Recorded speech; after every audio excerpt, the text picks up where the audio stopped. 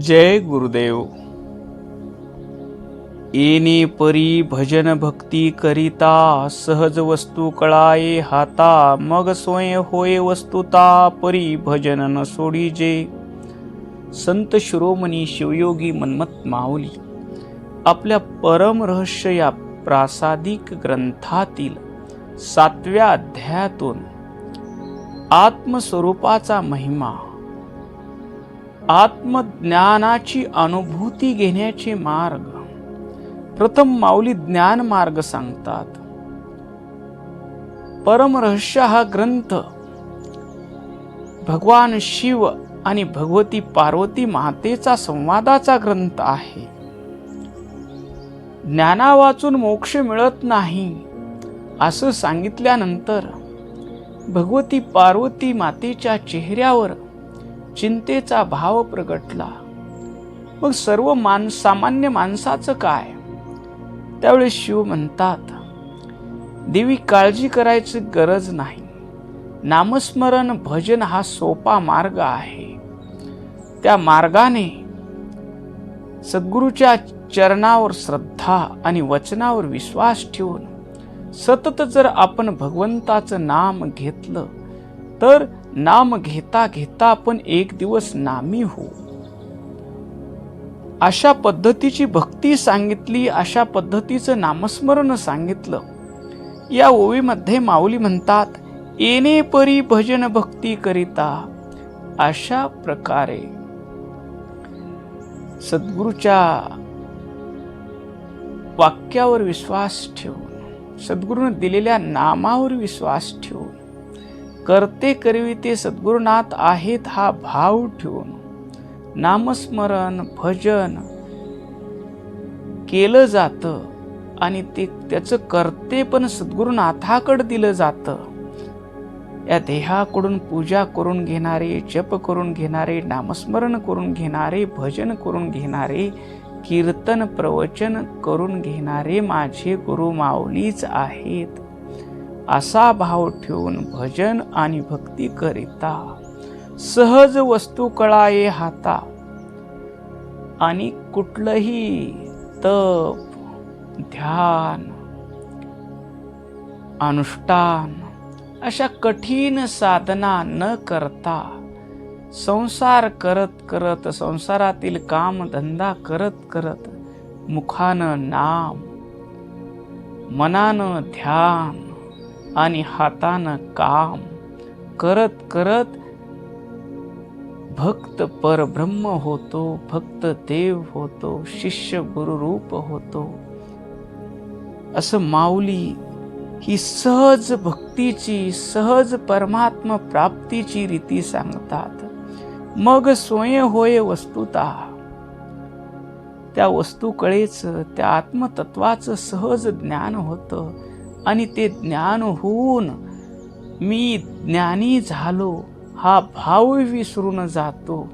तो ज्ञान स्वरूपच होतो, तो स्वतः परब्रह्मच होतो। असं जरी झालं तरी परी भजन न सोडीजे।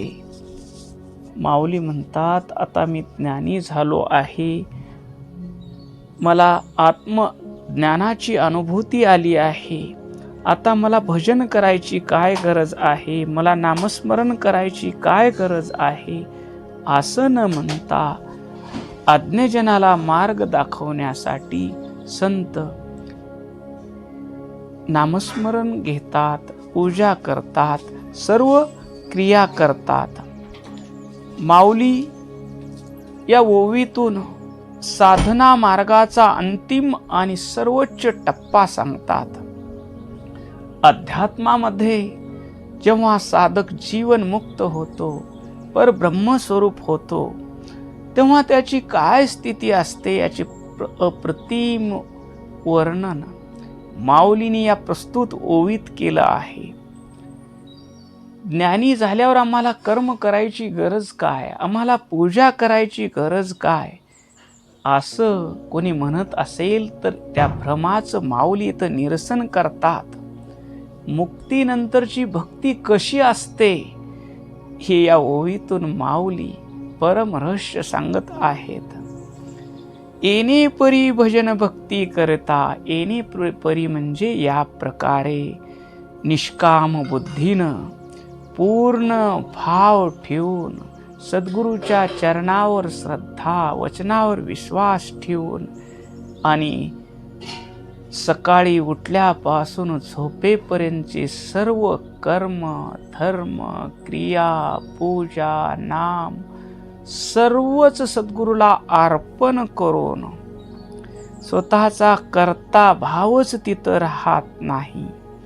भजन भक्ती करिता सतत भगवंताचं मुखानं शिवाय नमा नामाचं उच्चारण, मनानं सद्गुरुनाथाच्या चरणाचं स्मरण, अशी इष्टलिंग पूजा, गुरुमंत्राचा जप आणि प्रत्येक क्रिया माझ्या सद्गुरुनाथासाठी मी करत आहे. संसारातली घर, शेती, मुले, बाळे सर्व काही गुरु महाराजाचेच आहेत आणि मी त्यांची सेवा करत आहे असा भाव ठेवून जो संसारात वावरतो, अशा भक्ताची साधना सतत निष्काम भावानं चालू असते. माऊली म्हणतात, जेव्हा साधक कोणताही अहंकार न बाळगता मी इष्टलिंग पूजा करतोय, ही मला फळ मिळालं पाहिजे अशी अपेक्षा करत नाही, तो पूजा आनंदासाठी करतो, तो नाम आनंदासाठी घेतो, तो जप आनंदासाठी करतो, प्रत्येक क्षण भजनात घालवतो. भजन म्हणजे परमात्म्याशी जोडलं जाणं, त्या नामरूपी सूत्रानं भगवंताशी जोडलं जाणं आणि केलेलं भजन, केलेलं नामस्मरण, केलेला जप, केलेली इष्टलिंग पूजा, कर्मणा मनसा वाचा गुरुवे भक्ती वसला, शरीर प्राण अर्थच सद्गुरुभ्यो निवेदिता. कर्मणा मनसा वाचा, मनानं वाचेनं जे जे कर्म झालं आहे ते सद्गुरुभ्यो निवेदिता, सद्गुरूला समर्पित करतो. आपलं शरीर, प्राण, अर्थ, प्रत्येक श्वास सुद्धा सद्गुरुनाथाच्या सत्तेनं होत आहे अशा प्रकारचं समर्पण करतो. आणि असा साधक ज्यावेळेस अकर्ते भावानं साधना करतो, त्याची भक्ती परिपूर्ण होते, परिपक्व होते. ही येणे परी म्हणजे अशा प्रकारे केलेली भक्तीच खऱ्या अर्थाने परमात्मरूपी फळाला येते. सहज वस्तू कळा ये हाता, सहज म्हणजे कुठेही त्याला हिमालयात तपाला जावं लागत नाही, अरण्यात वास करावा लागत नाही. अगदी संसार धंदा सर्व करा, ध्यानी निज ध्यास करा, याप्रमाणे सुखे हा संसार करा स्त्री संगती, वेळोवेळा गीती गाई नाम, कवडी कवडी द्रव्य जोडा लक्षशती, वेळोवेळा गीती नाम.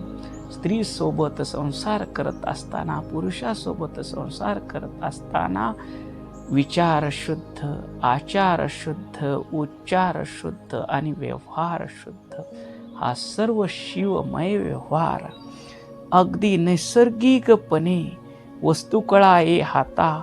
वस्तुकळा म्हणजे त्या परब्रह्म स्वरूपाचं तेज, आत्मज्ञान किंवा त्या भगवंताची अनुभूती स्वतःच्या अनुभवात येते. आपल्या शुद्ध स्वरूपाची, आपल्या आनंद स्वरूपाची, आपल्या शांत स्वरूपाची, आपल्या प्रेम स्वरूपाची अनुभूती आपल्याला येते.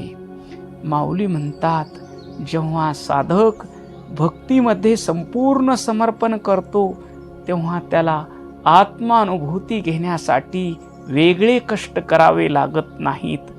जसे कळीचं फूल उमलतं, फूल उमलला की सहज सुगंध पसरतो, तसेच अंतकरण शुद्ध झालं की आत्मस्वरूप सहज प्रगट होतं आणि त्याच्या उपस्थितीतून शांती, प्रेम, आनंद, सुख, समाधान सर्व प्रगट होतं आणि अशा परमात्म स्वरूपाची अनुभूती साधकालाही येते आणि त्याच्या सानिध्यात येणाऱ्यालाही येते. माऊली पुढं म्हणतात, मग सोय होय वस्तुता. ती अनुभूती घेत घेत, साधक आनंदाची अनुभूती घेत घेत मी शांत स्वरूप आहे, मी आनंद स्वरूप आहे, मी प्रेम स्वरूप आहे, मी नित्य आहे, मी शाश्वत आहे, मी पूर्ण तृप्त आहे असं म्हणता म्हणता तो आनंद स्वरूप होतो, शांत स्वरूप होतो, प्रेम स्वरूप होतो, ज्ञान स्वरूप होतो आणि त्याचा मीपणा गळून जातो. होय वस्तुता. वस्तुरूप म्हणजे परब्रह्म स्वरूपच होऊन जातं. तिथं जीव आणि शिव एक रूप होऊन जातात. हा भक्तीचा अंतिम चमत्कार आहे. नामस्मरण करता करता, भगवंताचं भजन करता करता हा भजन करणाराच भगवंत होऊन जातो, परब्रह्म होऊन जातो. मी आणि देव वेगळा नाही, गुरु आणि मी वेगळा नाही, एकच चैतन्य आहोत ही अनुभूती. हा भेद संपतो, द्वैत संपत आणि तिथं उरतं अद्वैत. द्वैत अद्वैत मावळले, ऐक्यरूपी फळ आले. नदी समुद्राला जाऊन मिळते तेव्हा ती समुद्र रूप होते. तसा भक्त स्वतःच मी पण समर्पित करतो गुरुच्या चरणी आणि गुरुरूप होतो. देवाला मीपणा समर्पित करतो आणि भक्तच देव होतो. परी भजन न सोडीजे. माऊली म्हणतात, जरी तू परब्रह्म स्वरूप झालास तरी त्याच्या पडिले वळण इंद्रिया सकळ, त्याच्या मुखातून सहज भगवंताचं नाम होते, त्याच्या देहाकडून लिंग पूजा होते. त्याला वेगळं काही करावं लागत नाही. त्याच्या इंद्रियाचा स्वभाव बनतो. सकाळी उठला की लिंगार्पित पाण्यानं मुखमार्जन करतो, लिंगार्पित पाण्यानं स्नान करतो, इष्टलिंग पूजा करतो, जप करतो, अखंड नामस्मरण करतो. आता त्याला काही मिळवायचं नाही, ते सहज आनंदानं करतो आणि त्या करण्यामधून भक्ताला, त्याच्या अनुयायाला प्रेरणा मिळते की गुरु महाराज अशी पूजा करतात, आपणही पूजा केली पाहिजे. गुरु महाराज मुखानं भगवंताचं नाव घेतात, आपणही भगवंताचं नाव घेतलं पाहिजे. गुरु महाराज परम शांत अवस्थेत असतात, आपणही शांत असलं पाहिजे अशी अनुभूती येते. त्यांचं सहज आचरण, जे सवय लागलेली होती साधना काळात देहाला, ती ज्ञानी झाल्यानंतरही ती सवय तशीच असते. लिंग पूजा करण्याची, स्नान करण्याची, जप करण्याची, नामस्मरण करण्याची. त्याच्यात यत्किंचितही बदल राहत नाही, कारण मी ब्रह्म झालो ही आठवणच राहत नाही. तो देह आपल्या पूर्व सवयीप्रमाणे क्रिया करत राहतो आणि मागल्या भक्तांना, शिष्यांना प्रेरणा देत राहतो. माऊली म्हणतात, परी तरीही अशा सर्वोच्च अवस्थेला पोहोचलेला भजन न सोडीजे. भजन किंवा भक्तीचा मार्ग सोडत नाही, त्याचं भजन अखंड असतं. आणि कोणी म्हणत असाल, मी ज्ञानी झालो आहे, आता मला लिंगपूजा करायची काय गरज आहे, मला जप करायची काय गरज आहे, मला नामस्मरण करायची काय गरज आहे, असं म्हणाल तर ते तुमचं चुकीचं आहे. माऊली म्हणतात, तुम्ही भजन भक्ती सोडायला नको आहे. आणि संत आपल्या आचरणातून दाखवतात. परमपूज्य गुरु माऊलीला वयाच्या 12व्या वर्षी सद्गुरुनाथानं आत्मस्वरूपाची अनुभूती दिली. अप्पा, मी शिव स्वरूप झालो, मी आनंद रूप झालो, आता मला काही करायची गरज नाही, असं परमपूज्य अप्पानी सद्गुरु मडिवाळ शिवाचार्य अप्पाजीला सांगितलं. त्यावेळेस अप्पाजींनी सांगितलं, तुला जे मिळवायचं ते तू मिळवलेलं आहेस, पण जो आनंद तुला मिळालेला आहे, ज्या मार्गानं तुला आनंद मिळालेला आहे, त्या मार्गानं चलून इतरालाही आनंद मिळाला पाहिजे, यासाठी तुझा देह परोपकारापुरता उरला आहे. या गुरुबोधानं माऊलीनं आपले 104 वर्षाच्या देहकालामध्ये स्नान पूजा करायची आणि स्वतः प्रसाद बनवायचा आणि प्रसाद ग्रहण करायचा, अनुष्ठान करायचं 21 दिवसाचं, धनुर्मासाचं अनुष्ठान करायचं. हे सगळं कशाला? तुम्हाला आम्हाला भक्ती पंथाला लावण्यासाठी. त्यांना जो आनंद मिळाला तो आनंद तुम्हाला आम्हाला वाटण्यासाठी. संत आनंद वाटण्यासाठी आलेले असतात, सुख वाटण्यासाठी आलेले असतात, प्रेम वाटण्यासाठी आलेले असतात, ते आम्हाला देण्यासाठी आलेले असतात. जे देण्यासाठी आलेले असतात ते संत असतात आणि जे मागण्यासाठी आलेले असतात ते संत कधीही होत नाहीत. माऊली म्हणतात, हा या ओवीतील सर्वात क्रांतिकारक आणि महत्त्वाचा विचार आहे. अनेकांना वाटतं की एकदा ज्ञान झालं की पुन्हा भक्ती करायची काय गरज आहे, पण संत सांगतात, माऊली सांगतात, आत्मज्ञानी किंवा जीवनमुक्त झाल्यावरही भक्ती सुटत नाही, तर ती अधिक रसमय होते, आनंदमय होते. आधीची भक्ती मला ज्ञान मिळवायचं आहे, मला देव मिळवायचा आहे, या सात्विक इच्छेने होते. आता ज्ञान मिळाल्यानंतरची भक्ती, तिथं सात्विक इच्छाही राहत नाही, केवळ आनंद म्हणून केली जाते. पूजा आनंदासाठी केली जाते, जप आनंदासाठी केला जातो, नामस्मरण आनंदासाठी केला जातो.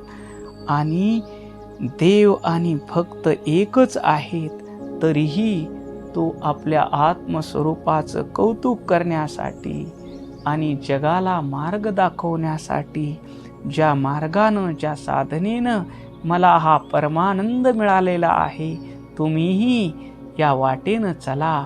मार्ग निक्का मनमत मारी तसे हाका, अशा मार्गानं संत आचरण करतात आणि आनंदानं ज्ञानी झाल्यानंतरही शिवपाठ करतात, लिंगपूजा करतात, नामस्मरण करतात, जप करतात. यालाच संतांच्या भाषेत अद्वैत भक्ती किंवा मुक्तीनंतरची भक्ती म्हणतात. माऊलीला या ओवीतून सांगायचं आहे, निष्काम आणि समर्पित भावानं भजन भक्ती करीत राहिल्यानं ती परब्रह्माची अनुभूती तुम्हाला सहज प्राप्त होईल. त्या अनुभूती घेता घेता तुम्ही स्वतःच ब्रह्मस्वरूप शिवस्वरूप व्हाल, परब्रह्म व्हाल. पण लक्षात ठेवा, मी ब्रह्म झालो हा अहंकार येऊ न देता, त्या अहंकारामध्ये न अडकता ती प्रकटलेली अद्वैत भक्तीची गोडी नंतरही अखंड चालू राहते. म्हणून ती अवस्था आल्यानंतरही भजन कधी सुटतच नाही. आणि ज्याचं सुटलं त्याला मी ज्ञानी झालो हा अहंकार आहे असं समजावं, असा बोध माऊली या ओवीतून देतात. ओम शांती शांती शांती.